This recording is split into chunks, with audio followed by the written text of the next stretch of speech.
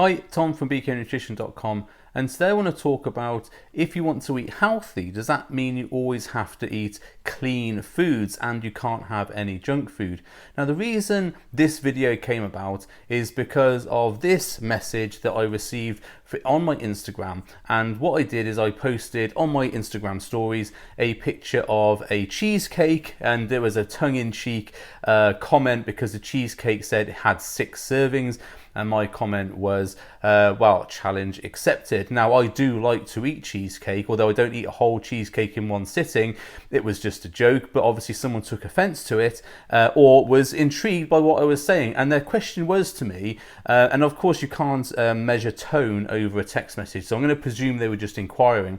And their message to me was, how can you call yourself a nutritionist if you are promoting eating junk food late at night, or words to that effect?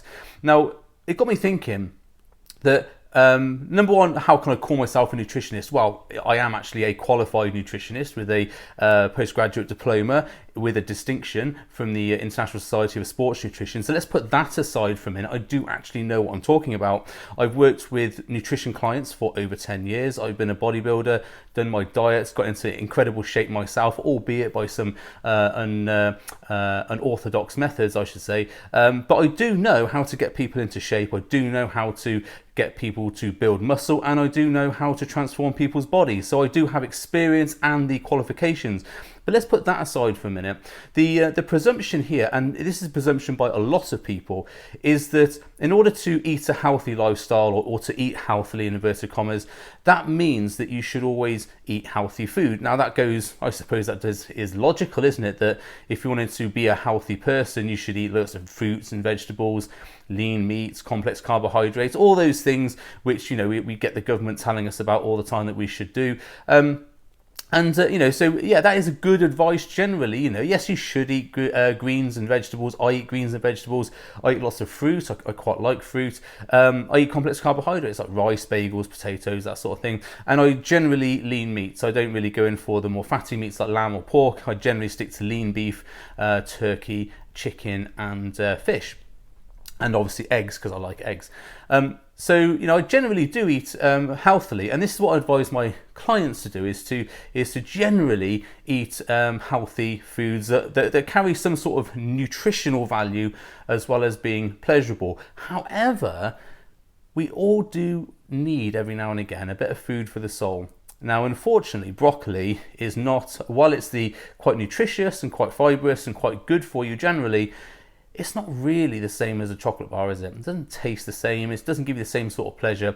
And this is related to chemical releases that happen in our brain when we eat certain foods. Now, those chemical releases are based on combinations of fat, sugar, and salt. And there's an excellent book which I think is called Fat, Sugar and Salt, which I read recently or listened to on Audible, which actually discusses how food companies do lots of research into combining these perfect combinations of sugar, fat and salt in foods in order to get us going back and eating more and more of them. And this is big business, because obviously the more food we consume, then obviously the more money we're going to spend with those companies. And it's quite an intriguing book. I'll see if I can get a link to it at the end in the comments, or if I can post a picture here, I'll do so afterwards. But it's very, very interesting book, and if you read it, you will have a different view. But all that aside, every now and again we do want to eat some, in inverted commas, junk food. Now, I like to eat cheesecake. It's not a healthy food by all the standards. It's got a fair whack of sugar, a little bit of salt, I think, and a decent amount of fat. But it does taste very nice, you know, and it's nice to have something every now and again which makes you feel good and gives you that sort of that wholesome feeling. Now, the trick here is to make sure that if you're going to eat these foods, you factor them correctly into your diet. And this is where people get confused, because people see overweight or obese people constantly eating bad food like pizza, Coke, chocolate, crisps, all those sorts of things. they probably see them eat them a lot, or they think they see them eat a lot, and that is what contributes to their weight gain. Now, I won't go into all the factors that contribute to someone getting obese. There's lots of chemical factors in the brain there, ability not to be able to stop themselves eating, lack of exercise, overeating, yes. All these factors come into play, so I'm not going to go into that, but you can enjoy food that is labelled junk food healthily and also safely, and also you can do it at night. Now, there is another video I've done called how to stop late night snacking ruining your diet plans. I'll link to it at the end of this video, and that sets out actually my strategy which I use with clients to make sure that they can snack in the evening. Now, the reason I do this, you might think, well, why would you promote snacking in the evening? Surely that's going to make people gain weight. Let's be realistic. A lot of people snack in the evening. A lot of people sit down with their partners or their dog or with their kids or whatever in the evening and just plow their way through a load of junk food, like popcorn, ice cream, chocolate, whatever your pleasure. I like Pringles, so I eat Pringles in the evening. I like cornettos, so sometimes I eat cornettos, sometimes I eat cheesecake. Just depends on what I feel like for the day.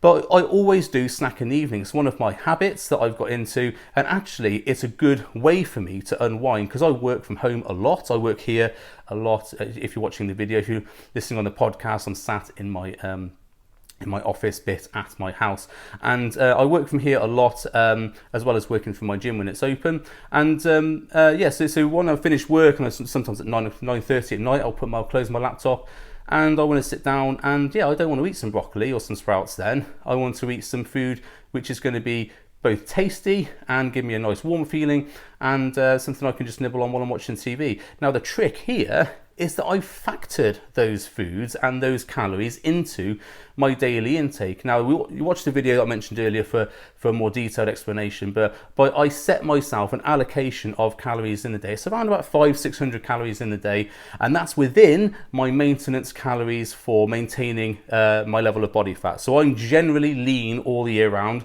I train hard. I generally eat well. I don't snack loads in the day because I'm so busy. I train in the gym. I burn about 800 to 900 calories per workout in the gym, and I train about 5 to 6 times a week, and I'm fairly active with my steps, so I'm burning through a lot of calories. And if you have more muscle as well, it does tend to burn slightly more calories than someone who doesn't have muscle. So I have all those factors in my favor. I don't have a habit of eating junk through the day, and the reason I don't do that is because that would get me into a habit of eating junk in the day. So I save my snacks for the evening when I'm relaxing in front of the TV, and then because I've only got about an hour or so to eat and watch TV, and then I go to bed, I can't really get through a ton of calories in that time. However, I've given myself a way to relax and chill out and enjoy some nice food in the evening. So what if I eat 400 calories from cheesecake, which I did that evening? So what? I'm still within my calories. I got up the next morning. I wasn't any fatter. I still had a lean body, and I was happy with how I looked. And more importantly, I felt good and confident about the fact that I can make those decisions with my diet and not be guilty the next day. And this is the milestone that people have to get over when they're thinking about losing body fat, losing weight, etc.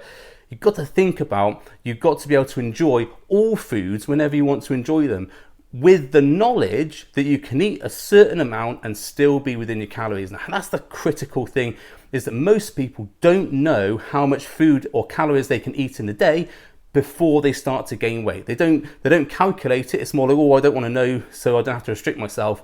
It's the wrong way to do it, and that's how people overeat and they get obese, because they're not monitoring what's happening. There are other factors, I accept that, but generally, overeating, not monitoring what you're eating, and lack of exercise, that is what's going to make you gain weight. So when I work with clients, we always factor in snack amounts for the day. No matter who I'm working with, whether it's someone who's getting ready for a photo shoot, or if it's someone who just wants to, lose weight and look better in their business suit, we always factor in a calorie amount that we're going to have for snacks, and that's what we're going to have today. Now, the beauty of doing this is we work out the other calories, and we make sure we have our protein and complex carbs and stuff in that amount, so we're hitting our protein targets for the day, because that's really important.